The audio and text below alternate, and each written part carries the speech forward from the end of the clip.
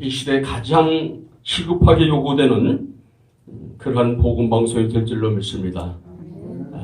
주 예수여 오시옵소서. 요한계시록 22장 20절에 있는 말씀, 우리가 마라나타 합니다.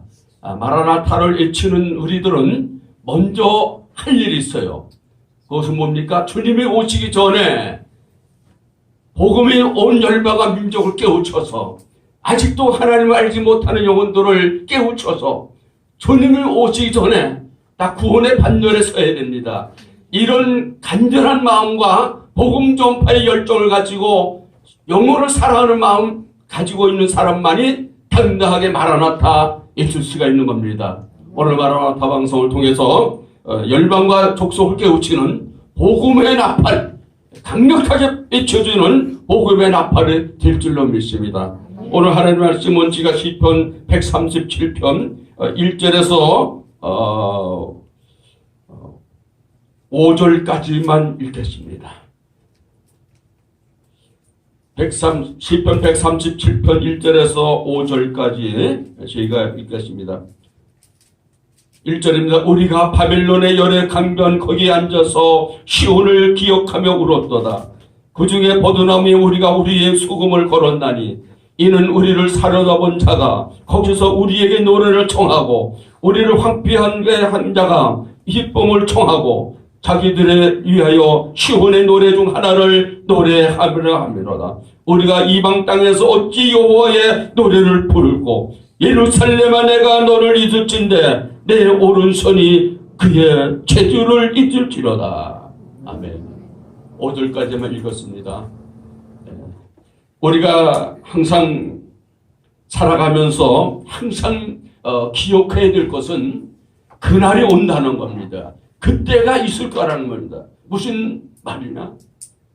온 현재 우리는 이렇게 자유롭게 하나님 앞에 예배할 수 있고 마음껏 찬양할 수 있고 예배할 수 있고 기도할 수 있지만은 혹시라도 이 자유함을 박탈당하고 잘못된 정권 하에서 하나님을 찬양하고 하나님을 노래하고 하나님을 기쁘시게 될 하나님 백성들이 예배를 드릴 수 없고 찬양들을 드릴 수 없고 기도도 할 수 없는 그때가 올 줄도 있다는 것을 항상 명심해야 됩니다.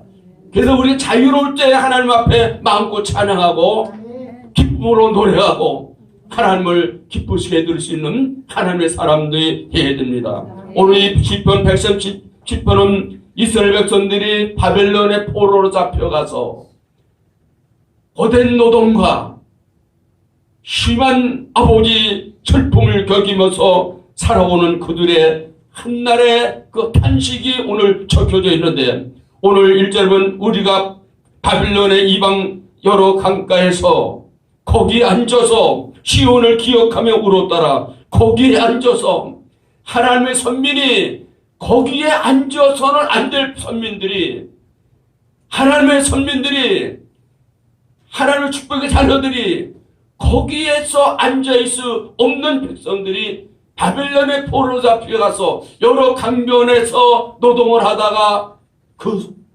잠깐 쉬는 시간에 시온을 향하여 울었다는 겁니다. 언제나 우리는 하나님의 도성 시온을 기억해야 됩니다.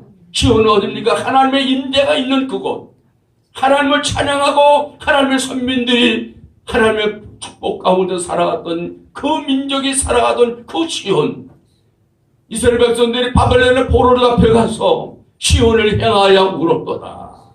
울었도다. 우리는 이 울 줄을 알아야 됩니다. 하나님의 영광을 드러내지 못하고 하나님 온전히 찬양하지 못한다면 울 줄도 알아야 되는 거예요. 세상적으로 우리가 아주 안일한 가운데서 세상 평화를 누리고 세상 부귀영화를 누리면서 안전하게 살 때 우리는 항상 하나님의 영역 안에서 하나님을 기억해야 되는 겁니다. 잠시 우리가 또 하나님을 떠났더라면, 하나님을 찬양하고 하나님을 노래하는 것을 우리가 소홀히 했다면 다시 회복을 해야 되는 겁니다. 오늘 그 중에 보면 2절에 보면 그 중에 버드나무에 우리가 우리의 수금을 걸었나니, 그 중에 그 바벨론 강가에서 노동을 하다가 쉬는 시간에 찬양을 해야 될 수 있는데 버두나무에 수금을 걸었다는 걸 뭐냐면 찬양을 포기했다는 거예요.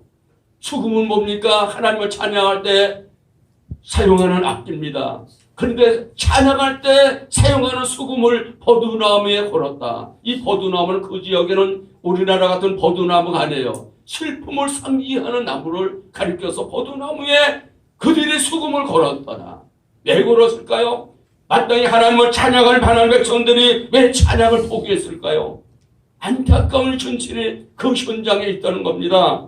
오늘 본문 보니까 3절에 보니까 이는 우리가 하나님께 올릴 찬송을 찬양을 포기했다는 것은 이유가 있는 겁니다. 3절 보니까 이는 우리를 사로잡은 자가 거기서 우리에게 노래를 청하며 우리를 황폐한 자가 자기 기쁨을 청하고 자기들을 위하여 지원의 노래 중 하나를 노래함이로다. 이스라엘 백성들이 하나님의 선민들이 바벨론에 포로 잡혀가서 중간 노동 가운데 있었는데 자기를 사로잡은 자가 우리나라를 황폐한 자가 즉 바벨론의 군사들이 그들에게 노래를 청하는 겁니다. 너희들이 시온에서 불렀던 노래를 불러서 우리 마음을 기쁘게 해달라. 그것을 지금 우리 이스라엘 백성들이 요구를 당하고 있는 거예요. 하나님께 올릴 찬송을 하나님께만 올릴 찬송을 자기를 잡아가고 자기 나라를 황폐한 자들이 자기의 기쁨을 위해서 시온에서 불렀던 노래 중에 하나를 불러달라 그겁니다. 얼마나 안타깝습니까? 그러니 이 이스라엘 백성들이 정말 아주 곤란스러운 지경에 있었는데 그 곤란 중에 있던 이스라엘 백성들이 차라리 오늘 내가 이 시간 하나님을 찬송할 수 없다면 이 현실적인 이 참혹한 현실에서 우리의 찬양이 하나님이 들으시고 하나님이 받으실 찬양이 아니라면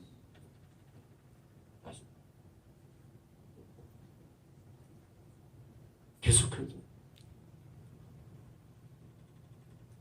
항상 우리는 명심해야 됩니다. 그래서 그들이 고백하기를 4절에 보니까 우리가 이방 땅에서 어찌 여호와의 노래를 부를까? 5절 예루살렘아 예루살렘아 내가 너를 잊을진대 내 오른손이 그의 재주를 잃을지어다.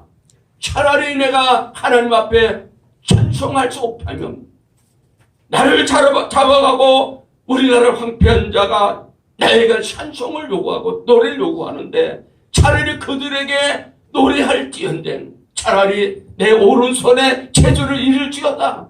그것은 뭡니까?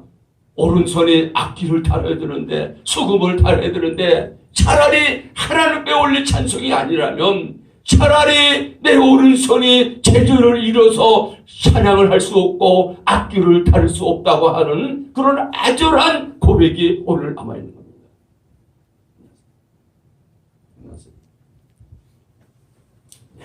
오늘 이 짧은 시간에 하나님께서 우리에게 다시 한번 요구하시는 것은 찬양할 수 있는 때에 마음껏 찬양하라 하는 것을 오늘에게 말씀으로 교훈해 주고 있습니다.